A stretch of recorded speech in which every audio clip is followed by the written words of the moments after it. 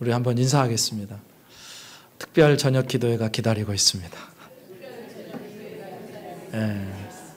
내일 저녁부터 이제 필리핀 단기 선교를 8월 달에 가게 되는데 약 한 달간 저녁 기도회 하는데 함께 다 같이 오셔서 기도로 동참해 주시면 감사하겠습니다. 오늘은 이제 사도행전 마지막 시간입니다. 특별히 이제 3차 전도 여행을 마친 사도 바울이 예루살렘에서 체포되고 가이사랴에서 2년간 억울한 옥살이를 하다가 이제 가이사에게 상소하여 로마로 오게 되죠. 하나님께서는 하나님 나라의 복음을 위해서 그동안 자신의 인생을 갈아 넣은 그 복음을 위해서 전심전력한 바울을 반겨주십니다. 바울이 이탈리아 반도로 들어올 때 거친 곳이 있는데 아비오 광장, 트레이스 타베르네 이런 곳들을 거쳐서 로마로 입성하게 되는데 이 아비오 광장을 포함한 바울이 지나간 길이 어떤 길이냐 하면 전쟁에서 승리하고 돌아오는 로마의 개선 장군들이 들어오는 바로 그 길입니다. 지나가는 통로였다는 거예요. 비록 바울이 지금 미결수의 신분이었지만 하나님께서는 당신의 나라와 복음을 위해서 삶을 드린 바울을 마치 개선 장군처럼 그렇게 로마에 입성하게 하십니다. 바울은 그야말로 하나님 나라의 복음의 개선 장군이었습니다. 그리고 그곳에 이미 로마에서 믿음을 갖고 있었던 그리스도인들을 이 바울을 맞이하도록 보내주셔가지고 그를 환영해 주세요. 바울이 얼마나 그 일에 감격했는지 그런 일들이 이제 앞부분에 쓰여져 있고, 그렇게 이제 로마에 도착한 바울은 다른 죄수들과는 달리 로마의 시위대 밖에서 셋집을 얻어가지고 가택연금 상태로 이제 지내게 됩니다. 감옥의 안에 있는 것보다는 좀 더 자유롭겠죠. 그런데 그럼에도 불구하고 그 집을 떠나지 못하는 가택연금 상황, 그 미결수의 삶을 살아가게 되는 겁니다. 원래 죄수들은 로마 황제 시위대 안에 있는 그 감옥, 그게 프레토리움이라고 그러는데 거기에 감금되는데 바울은 다른 죄수들과는 분리되어서 이제 일반 가옥에 따로 거할 수 있게 되었다는 것입니다. 오늘은 그렇게 이제 새 집을 얻어서 만 2년을 가택연금 상태를 당하게 되는데 그 바울의 모습을 하나하나 살펴보면서 복음 전도자요 선교사로서의 그의 모습, 그의 태도에 대해서 오늘 집중적으로 살펴보도록 하겠습니다. 먼저 바울의 모습 속에서 붙들어야 될 태도 첫 번째는 사랑으로라는 단어입니다. 사랑으로 따라하겠습니다. 사랑으로. 오늘 17절부터 20절에 이렇게 나와 있어요.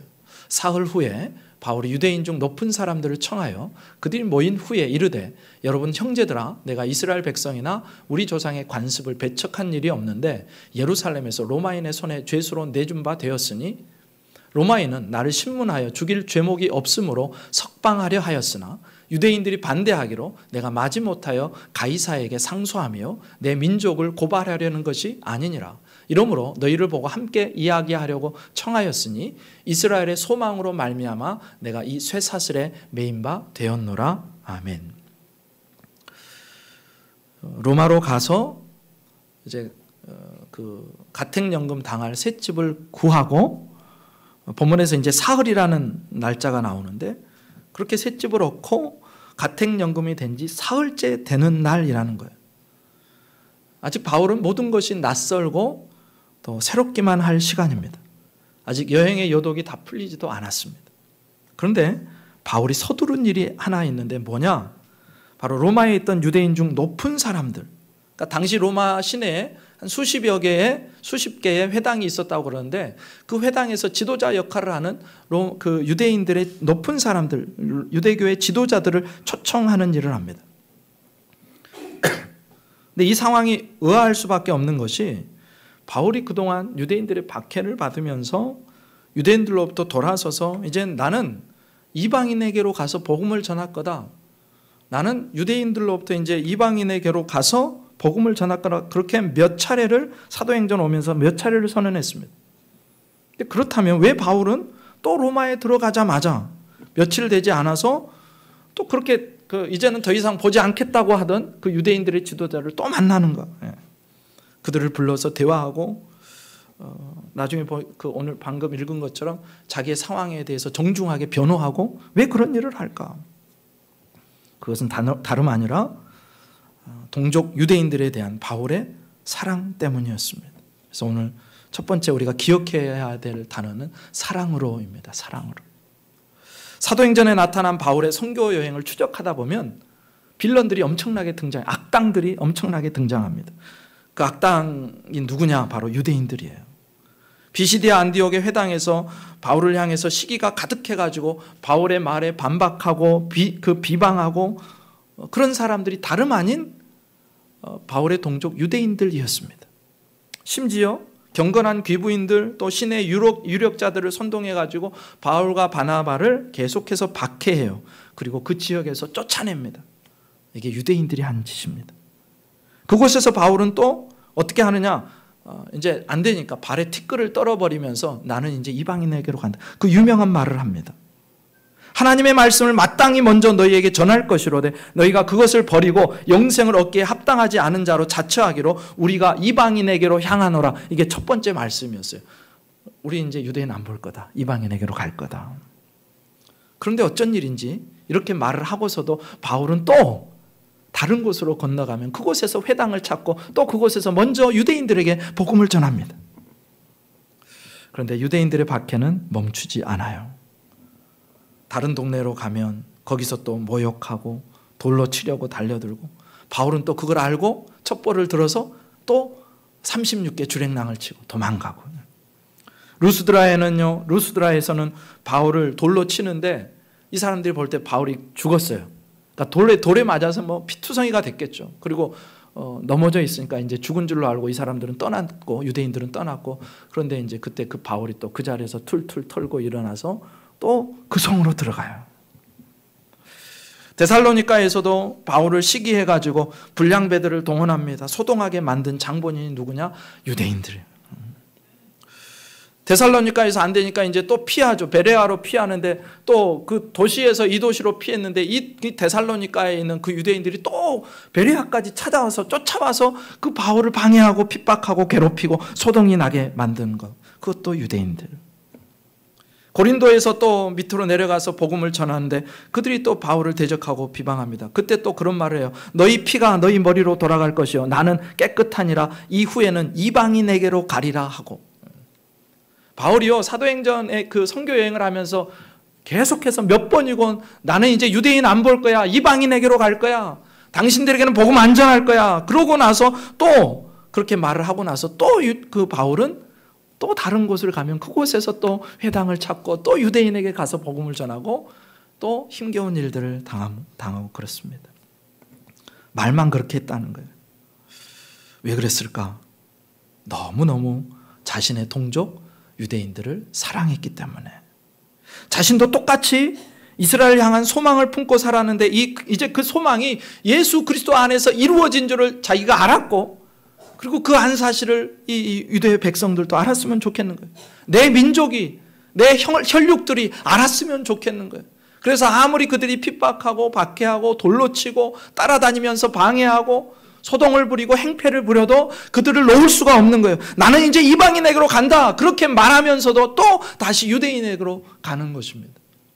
너무너무 그들을 사랑하기 때문에. 여러분 잘 생각해 보세요. 예루살렘에서도 누명을 쓰고 감옥에 갇히게 된 것도 누구 덕분이에요? 유대인들 때문이에요. 유대인들. 그를 죽이지 않으면 밥도 먹지 않겠다. 물도 마시지 않겠다. 각오한 사람들이 누구예요? 그들도 유대인들. 가이사랴에 갇혀있는 바울을 죽이려고 총독에게 말을 해가지고 예루살렘으로 옮기면 어떻습니까? 라고 말했던 사람들도 유대인의 지도자들. 지금 미결수의 신분으로 로마로 가게 된 것도 유대인들 때문이에요. 근데 이 오는 길이 쉽지 않았습니다. 풍랑을 만나가지고 배가 다 깨지고 파손하고 거의 죽을 뻔하다가 살아나고 멜리데라는 섬에 도착해가지고 거기서 어떻게 구사일생해가지고 또 로마까지 오고 다 유대인 때문이에요. 그리고 이제 쇠빵살이를 하면서 만인여를 감시하는 군인과 함께 쇠사슬을 차고 있어야 하는 것도 유대인 때문에.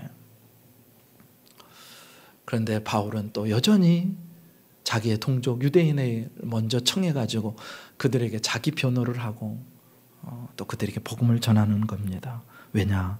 그들을 너무너무 사랑하기 때문에. 여러분, 바울의 마음에 그 흘러넘치는 그 사랑이 저와 여러분에게도 가득할 수 있기를 주님의 이름으로 축복합니다. 동족 유대인들을 향한 사랑은요, 거기서 그치지 않죠. 복음을 전해야 되니까 관계가 좋아야 되잖아요. 복음을 전하려면 관계가 좋아야 됩니다. 오늘 아침에 박 터지게 싸우고 오늘 점심에 복음을 전할 수 있겠어요? 그렇지 않잖아요. 그래서 방금 읽으셨던 17절 하반절부터 시작해서 20절까지 바울이요, 자기 변명을 합니다. 자기 변호를 해요.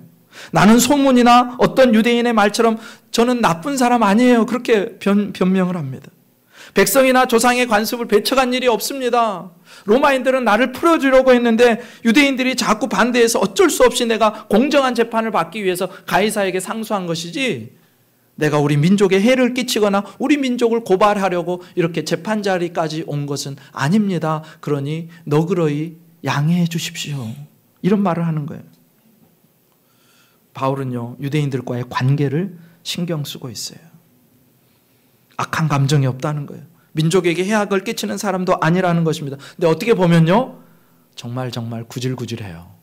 그렇게 하지 않아도 되는데. 여러분, 지금 은퇴하셨지만 현역에 계실 때 부흥사로 한참 활동하시던 어떤 원로 목사님 계신데, 제가 그분의 말 한마디를 잊을 수가 없어요. 그분이 이렇게 말씀하셨어요. 성도들은 오해할 권리가 있고 그렇다고 목사는 변명할 의무는 없다. 성도들은 오해할 권리가 있고 목사는 변명할 의무가 없다. 변명은 그렇게 구질구질하다고 이분이 생각하신 것 같아요. 근데 바울의 모습이 좀 그래요. 굳이 지금 변명하지 않아도 되거든요. 자기 변호를 하지 않아도 돼요. 그들이 오해하든 말든 지금까지 유대인이 얼마나 끔찍했어요. 얼마나 치가 떨립니까? 얼굴도 쳐다보기 싫고요. 유대인들하고 같이 숨도 쉬기 싫고 평생 아는 척하지 않고 사는 것이 어쩌면 더 좋은 선택 같아요. 지금까지 유대인들이 바울에게 해온 것을 보면.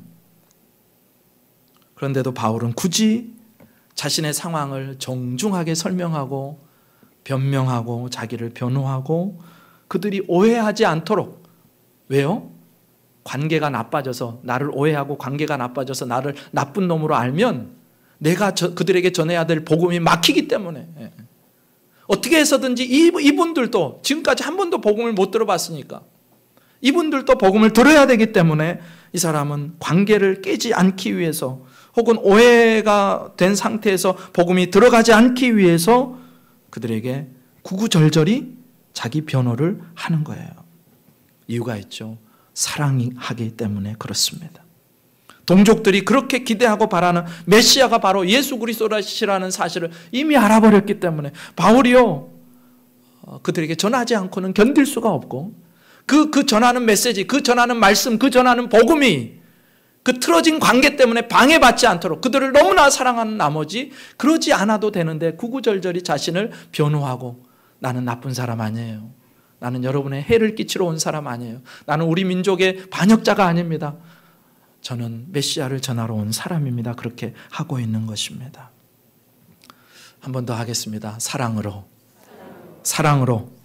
그 사랑이 있기를 축복합니다.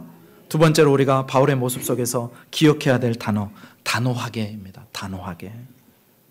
바울의 말을 듣고 날짜를 약속하고 흩어졌다가 이제 약속을 잡고요, 이제 유대인들이, 지도자들이 자기들만 오는 게 아니라 옆에 사람들을 같이 데리고 이 셋방으로 모였어요.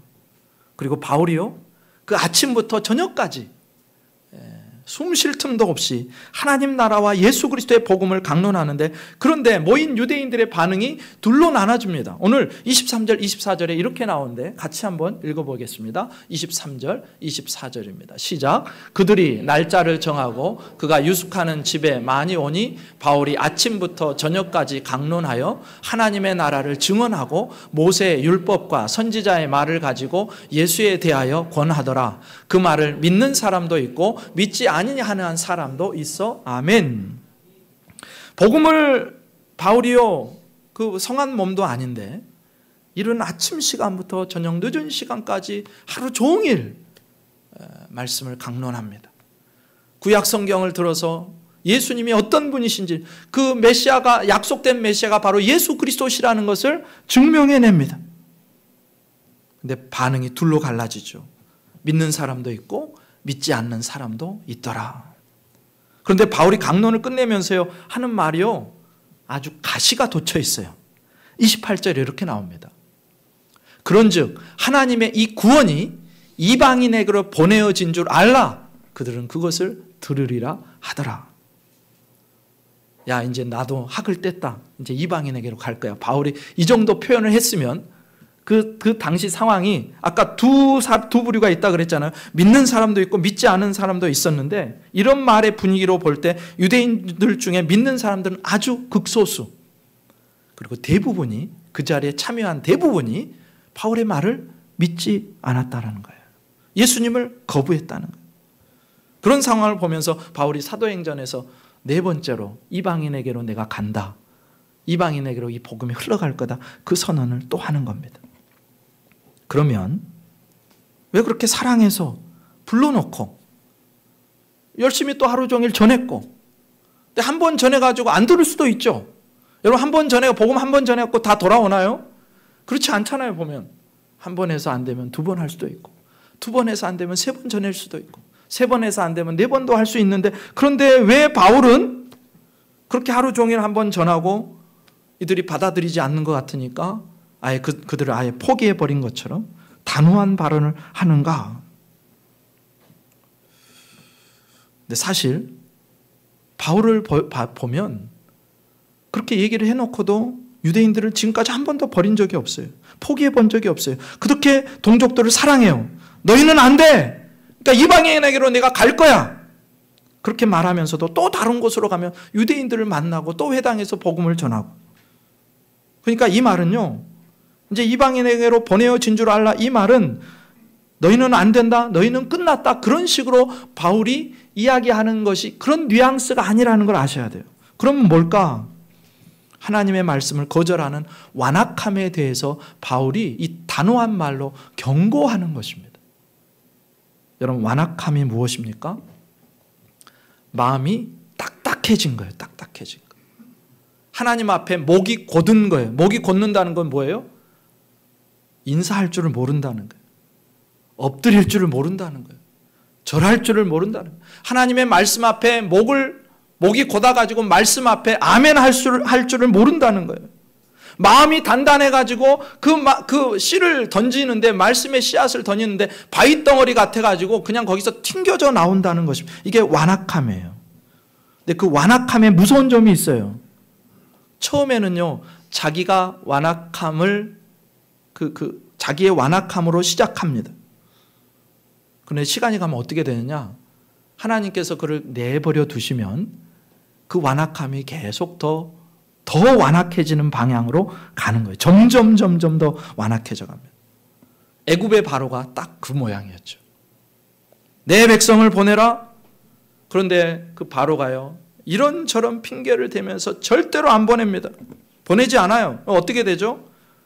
성경의 표현을 하면 하나님께서 그를 완악하게 하셨다, 그렇게 표현을 쓰는데, 그게 일부러 하나님이 그렇게 만들어주셨다는 것이 아니고요, 그 완악함을 그냥 그대로 내버려 두셨다, 허용하셨다, 그런 뜻입니다. 그러니까 하나님이 그렇게 만드신 게 아니라 스스로 더 완악해졌다, 그런 표현을, 그렇게 완악해졌다라고 하는데, 처음에는 자기가 완악을 선택하는데 시간이 지나면서 그 완악함이 이 사람을 끌고 가기 시작하는 거예요. 그래서 점점 헤어날 수 없는 완악함으로 빠지기 시작하는 겁니다.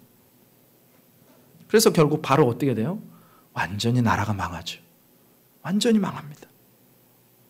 그런데 이 일이요, 이방인에게서만, 바로에게서만 발견되는 게 아니고요, 유대인들의 조상 주전 8세기 이사야 선지자가 활동하던 때 이스라엘 백성도 마찬가지였다는 거예요.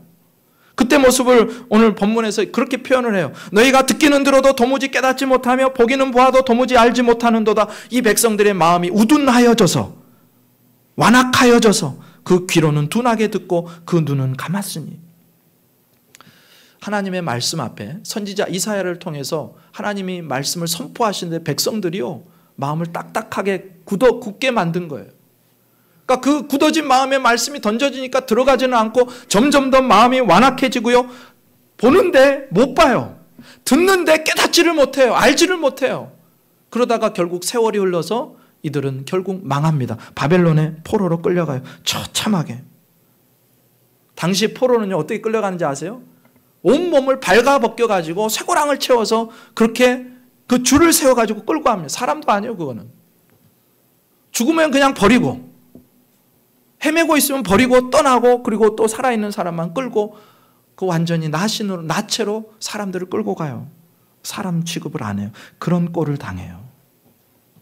그러니까 유대인들이 하나님의 말씀을 받아들이려는 마음이 없이 완악한 마음, 강팍해진 그 마음으로 이날 말씀을 대했다는 거예요. 바울이 보니까 스스로 마음을 강팍하게 하고 있었다는 것입니다. 근데 바울이 경고하는 게 뭐예요? 그 완악함은 내가 시작한 것 같지만 그대로 내버려두면 점점 더 그 완악함이 나를 끌고 가고 하나님의 구원과는 먼 상태로 떨어질 수 있으니, 바로와 같이 될 수 있으니, 전에 우리 조상 유대의 백성들이 바벨론으로 포로로 끌려갈 때까지 그렇게 완악해질 수 있으니 여러분들은 제발 그러지 마세요라는 의미에서 이제는 우리가 이방인에게로 갑니다. 복음이 이방인에게로 넘어갔습니다라고 말하는 것입니다. 제발 완악해지지 마세요라고 바울이 선언하는 거예요. 조상들의 잘못된 과거 역사를 되풀이하지 마세요. 그러니까 바울이 아주 단호하게 그 완악함에 대해서 강한 표현을 써서 더 완악해지지 않도록 그들을 끌어가고 있는 것입니다. 이게 바울의 진심이에요. 여러분, 하나님의 말씀이 들려올 때 혹시나 내가 막 튕겨내고 있나요? 말씀이 오는데 내가 내 마음이 바위덩어리 같아서 말씀을 던지는데 말씀이 떨어지는데 그냥 튕겨져 나가요. 아멘을 못 하겠어요. 수긍이 안 돼요. 그럼 어떻게 해야 돼요? 내 완악함에 대해서 단호하게 말씀하셔야, 나를 향해서 말씀하셔야 돼요. 다른 사람뿐만이 아니라 나의 완악함을 볼 수 있어야 됩니다. 제발 말씀 앞에서 여러분 그 마음을 부드럽게 하셔야 돼요. 그리고 그 부드러운 땅에, 그 옥토 같은 땅에 그 마음에 하나님의 말씀이 떨어져서 거기서 이파리 나오고 줄기가 나오고 뭐 뻗어서 열매를 맺는 그 자리까지 우리가 가야 되는 것. 그게 살 길이라는 것입니다. 바울은요, 유대인들을 결코 포기하지 않았어요. 그래서 그 완악해짐을 너무너무 가슴 아파하는 거예요. 제발 여러분 완악해지지 마세요. 제발 강팍해지지 마세요. 제발 이제라도 하나님의 말씀을 곧대로 들으세요. 마음을 부드럽게 하세요. 이게 바울의 태도였습니다. 단호하게. 따라합니다. 단호하게. 그 다음 세 번째, 바울의 모습 속에 붙들어야 될 모습, 담대하게입니다. 담대하게. 유대인들이 떠난 후에요, 바울의 새빵, 누가 아무도 안 올 것 같잖아요. 근데 그때부터 시작해서 사람들이 매일매일 오기 시작합니다. 그리고 그곳에서 만 2년간 바울은 계속해서 하나님 나라와 예수 그리스도의 복음을 전하기 시작해요. 가르칩니다. 선포합니다. 성경을 공부해요. 이 모습을 30절, 31절에서 이렇게 표현합니다. 같이 읽습니다. 시작. 바울이 온 이태를 자기 셋집에 머물면서 자기에게 오는 사람을 다 영접하고 하나님의 나라를 전파하며 주 예수 그리스도에 관한 모든 것을 담대하게 거침없이 가르치더라. 아멘. 바울이요, 이때로부터 시작해서 유대인들은 이제 다 떠났어요. 근데 이때로부터 시작해서 그 셋집, 셋방에 사람들이 2년, 이태라는 말은 만 2년을 뜻합니다. 만 2년 그렇게 가택 연금되어 있는 그 상황에 계속해서 사람들이 찾아와요. 바울은 물론 그 집을 떠날 수 없지만 사람들을 만나는 것은 자유롭게 했다는 거예요. 근데 이 구절에서 우리가 눈여겨봐야 될 대목이 담대하게입니다. 담대하게. 바울의 전도 사역에서요, 사도행전에서 오직 이곳에만 담대하게라는 부사를 붙였어요. 다른 때는 담대하지 않았을까요? 사도 바울이? 그렇지 않아요. 그때도 담대했습니다. 어느 곳에 가든지 복음을 위해서는 내 생명을 기꺼이 내어놓을 정도로 담대하게 복음을 전했어요.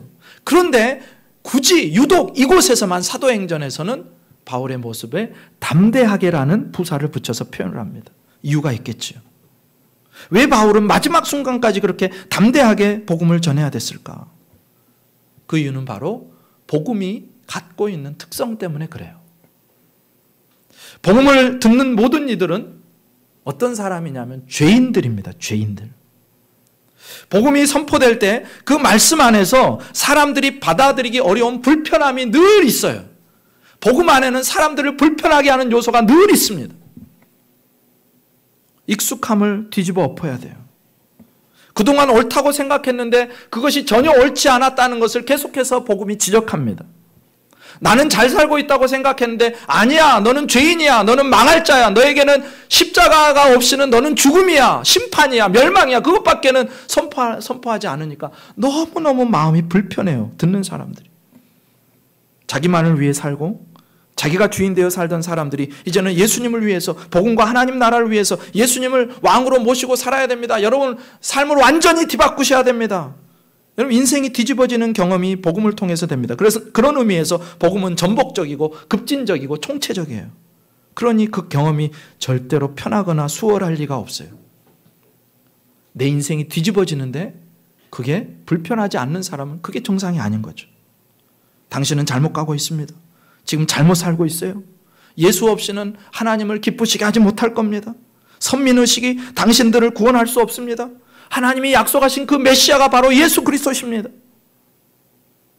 당신은 죄인입니다. 예수 없이는 당신은 망합니다. 지금처럼 그대로 살면 당신은 반드시 영원한 불못에 떨어집니다. 당신을 위해서 지옥불이 예비되어 있습니다. 여러분, 유대인들이 이 말을 듣고 이 복음을 듣고 누가 좋아하겠어요? 누가 이런 소리를 즐거워하겠습니까? 나보고 죄인이라는데, 나보고 잘못 살고 있다는데, 지금까지 내 인생을 깡그리 다 부정하는데, 그동안 유대인들이 바울을 반대하고 대적하고 핍박하고 죽이려고 했던 이유가 바로 이런 점 때문에 그래요. 복음은요, 사람들을 불편하게 해요. 불편하게. 그러기에 복음의 선포자는요, 끝까지 믿음의 용기를 가져야 됩니다. 그 사람을 불편하게 할 용기가 있어야 돼요. 그 사람이 얼굴을 찡그리건, 그 사람이 나를 향해서 복음을 듣고 돌을 들건, 그 사람이 나를 비난하건, 그 사람이 어떤 반응을 보이건 그때라도 복음을 가감없이 정확하게 진리를 그대로 전할 수 있는 담대함이 있어야 한다는 것입니다. 이게 나이 먹는다고 되는 일이 아니에요. 경험이 많이 쌓였다고 쉬워지는 일이 아닙니다. 잘 아는 사람이라고, 아니면 좀 더 편한 환경이라고 복음을 전하는 일이 쉬워지지도 않을 뿐더러 용기는요 저절로 생기지도 않습니다. 다른 사람을 불편하게 하는 일이 어떻게 그렇게 쉽겠습니까? 그래서 복음 전도자는요 끝까지 믿음의 용기를 가져야 돼요. 오늘 본문의 표현대로 하면 담대하게 서 있어야 되는 겁니다. 담대하게 전파해야 되는 거예요. 담대하게 가르쳐야 되는 거예요. 여러분, 바울이 끝까지 주님의 도구로 끝까지 그렇게 승리할 수 있었던 이유, 끝까지 쓰임받을 수 있었던 이유가 뭐냐? 그는 끝까지 믿음의 용기, 담대함을 잃지 않았기 때문에. 여러분, 길거리에 나가서 복음을 전하다 보면, 사람들을 만나다 보면, 전도지를 나누다 보면 담대함이 얼마나 필요한지 몰라요. 욕하고 지나갑니다. 마치 미친 사람처럼 비난하고 조롱하고, 그 눈빛 여러분 아세요? 저거 뭐지 하는 그 눈빛, 여러분 그런 눈빛을 한 번도 안 받아보셨다면 회개하십시오. 그런 조롱을 한 번도 안 받아봤다. 내가 예수님 때문에 조롱 한 번도 안 당해봤다. 내가 그런 비참한 눈빛을 한 번도 받아보지 못했다. 나를 향해서 욕하고 저리 꺼져라고 말하는 소리를 한 번도 들어보지 못했다. 복음은요 그런 겁니다. 그래서 용기가 필요해요. 담대함이 필요해요. 여러분, 바울에게 나오는 사람들이요 바울에게 다 호의적이었을까요? 그렇지 않습니다. 언제든지 또 돌변할 수 있는 사람들. 그래서 끝까지 이 복음 전하는 일은요 담대함이 필요한 거예요. 용기가 필요한 거예요. 여러분, 돌 맞을 자신 있으십니까? 왜 아무도 아멘을 안 하십니까? 주님이 우리를 위해서 십자가에 달리셔서 못에 박히시고 우리를 위해서 죽으셨는데, 여러분 비난받을 용기가 있으십니까? 바울은 그랬다는 거예요. 따라합니다. 담대하게. 담대하게. 네. 네 번째로 오늘 바울의 모습 속에서 붙들어야 될 것은 거침없이. 바울은요 지금 세를 내고 얻은 이 셋집에서 가택 연금 상태로 있습니다. 그런데 어쩐 일인지 바울을 찾아오는 사람들이 끊이지를 않아요. 바울은요, 그리고 그를 찾아오는 모든 사람을 다 영접합니다.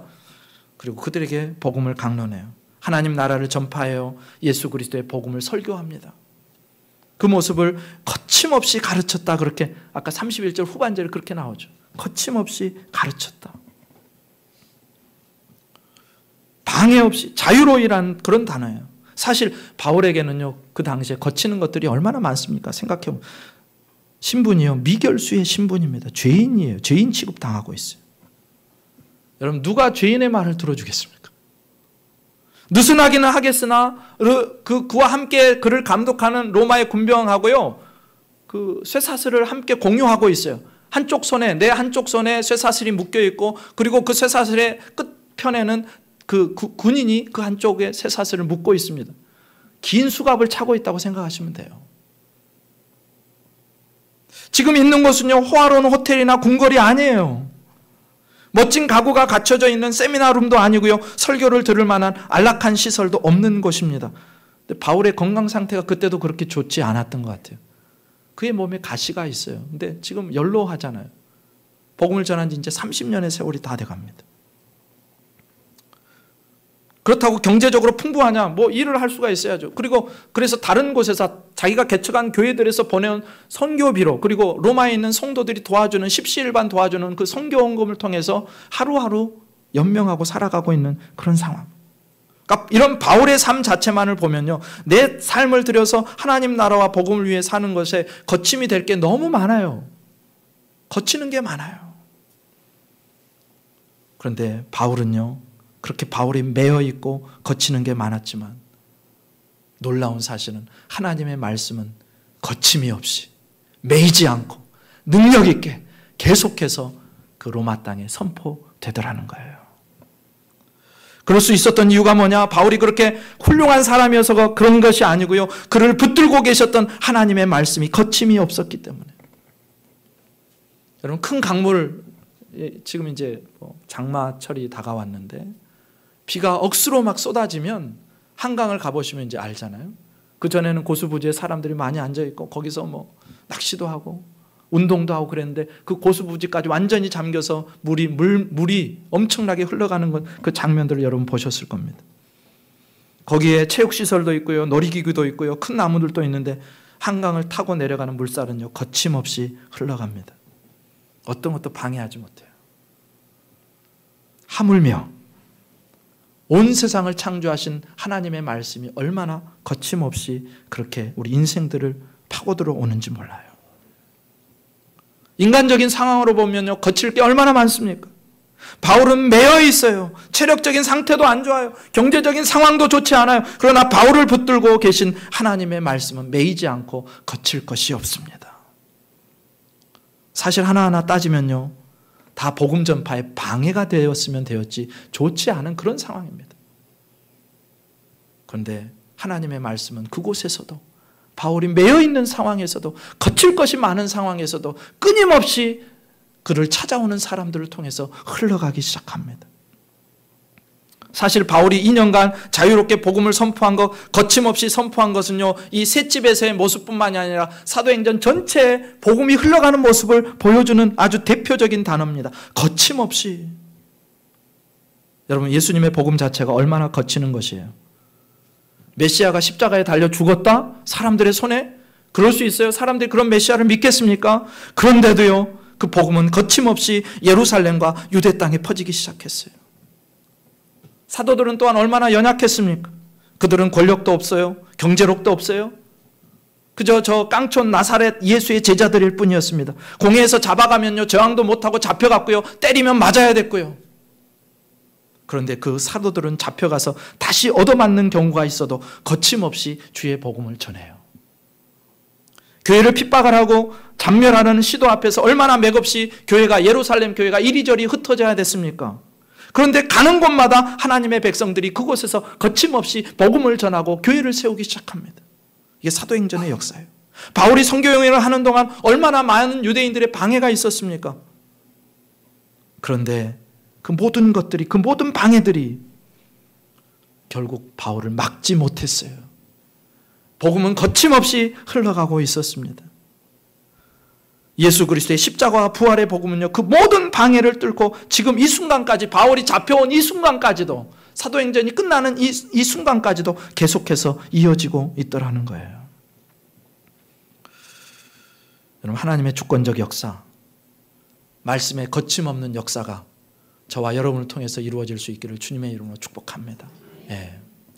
내 인생이 주의 복음에 거치는 것 같아도, 내 인생이 매이는 것 같아도 하나님의 말씀은, 복음은 결코 매이지 않고 거칠 것이 없이 계속해서 흘러가는 줄 믿습니다. 예. 따라하겠습니다. 거침없이. 마지막으로 붙들어야 될 이 바울의 모습, 작고 소박하지만 한결같이입니다. 한결같이. 바울이 이렇게 담대하게 거침없이 사람들을 가르치고 있었지만, 그런데요, 객관적인 시선으로 보면요, 작은 새방에서 사람들이 찾아왔자 얼마나 많이 찾아왔겠어요. 그 조그만 사람들에게 복음을 전하고 성경을 공부하는 작은 모임에 불과했어요. 이를테면 새방 성경 공부였습니다. 새방 성경 공부. 사실 이게 그렇게 큰 일입니까? 신부는 미결수 신분이에요. 그렇게 쇠사슬에 매인 죄수 하나가 가택연금된 셋집에서 찾아오는 사람들에게 복음을 전하고 성경을 가르쳤다, 구약을 가르쳤다. 이 풍경을 한번 상상해 보세요. 늙고 초라한 연로한 그 노인이, 바울이 쇠사슬에 매여서 그 조그만 귀퉁이 작은 셋집에서 복음을 전하고 있다. 그것도 몇 명 안 되는 사람들 앞에 놓고. 얼마나 초라해 보입니까? 그렇지 않아요? 초라하잖아요. 너무 작아 보이잖아요. 더군다나 사도행전의 시작에 비교하면요, 이건 말로 할 수 없을 만큼 소박하고 작고 초라하기까지 합니다. 사도행전이 시작할 때요, 성령의 역사가 놀라웠습니다. 강력했어요. 오순절에 예루살렘을 방문했던 디아스포라 유대인들, 각지에 흩어져 각국에서 자기 나라의 말들을 사용하고 있던 그 유대인들이 와서 듣는데요, 그 사도들과 120문들이 나가서 복음을 선포하는데 다 자기의 난 곳 방언으로 들었다 그래요. 그때 방언은요, 외국어예요. 외국어. 영어로, 스페인어로 그렇게 전하는 복음을 듣습니다. 기적 같은 일이 벌어져요. 태어나서 한 번도 외국에 나가보지 않은 사도들과 예수님을 따르던 자들이 알지 못하는 외국어로 복음을 전파하기 시작한 겁니다. 그러니까 예루살렘이요, 그 오순절에 완전히 뒤집어진 거예요. 성령 충만했던 베드로가요, 한 번씩 설교하면 3,000명이 회개했대요. 5,000명이 돌아왔대요. 그렇게 사도행전의 시작은요, 드라마틱했고 강렬했고 역사적이었습니다. 그런데 그런 모습에 비교하면 이 사도행전의 마지막 장면, 미결수 신분의 죄수 하나가 가택연금 상태에서 그 셋집, 셋방에서 설교하고 복음 전하고 성경을 공부하고 가르치는 이 모습은요, 너무너무 소박하고 작고 초라합니다. 정말로 초라해요. 여러분, 한 번에 수천 명을 회심시키던 그 베드로하고 미결수로 갇혀가지고 그 자그마한 셋방에서 성경 공부하는 이 바울하고, 여러분 한번 상상해 보세요. 수많은 군중 앞에서 카리스마 넘치는 모습으로 설교하는 베드로와 죄수의 신분으로 쇠사슬에 묶여서 그 조그만 셋방에서 찾아오는 몇 사람에게 설교하고 같이 성경 공부하고 말씀을 나누는 바울과, 여러분 얼마나 큰 대조입니까?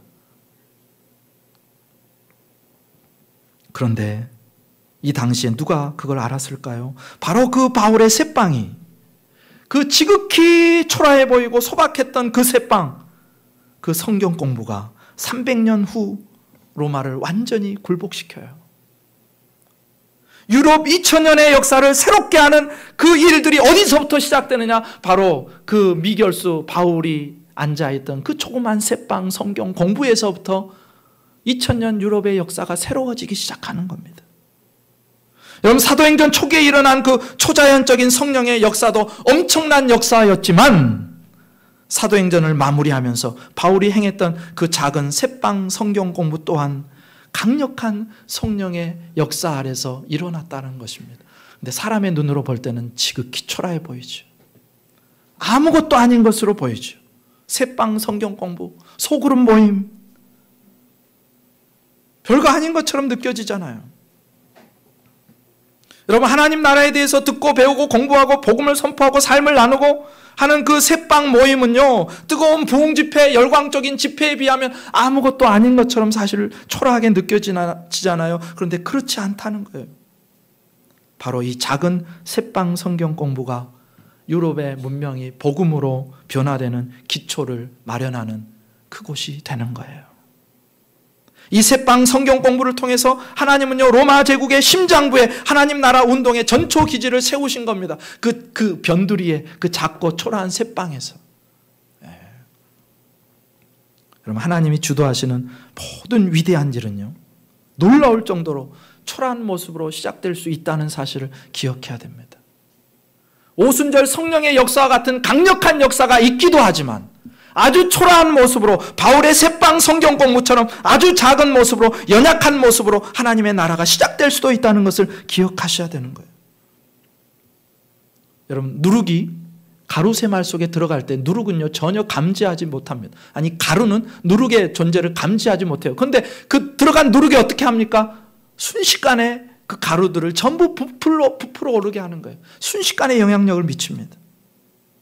겨자씨도 마찬가지죠. 겨자씨가 너무너무 작아서 무게가 있지도 않습니다. 그래서 땅에 뿌렸을 때 땅이 못 느껴요. 그 정도로. 그런데 그 겨자씨가 자라서 새들이 깃드는 수풀을 이룹니다.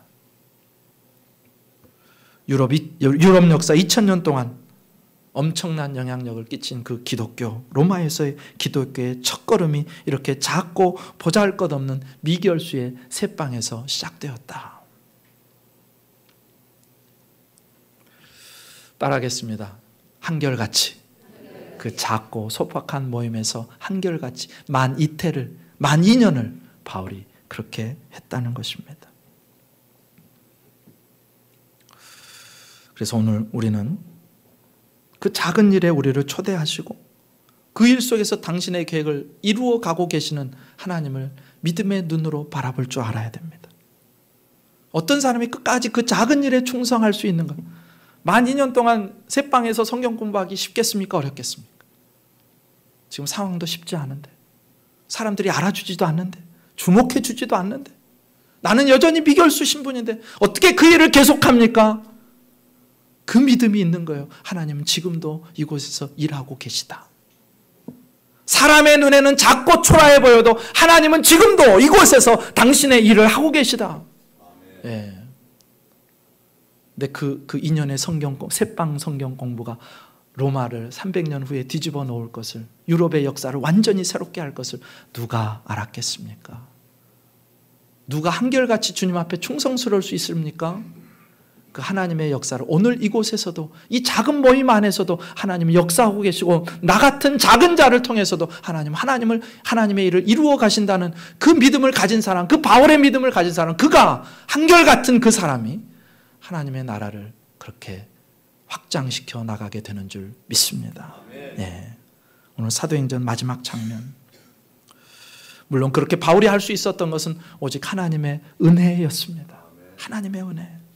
그럼 그 은혜를 기억하시면서 한 사람의 전도자로서, 한 사람의 복음 증거자로서 사랑으로 단호하게, 담대하게, 거침없이 한결같이 그렇게 주님의 증인으로서는 저와 여러분 되시기를 주님의 이름으로 축복합니다.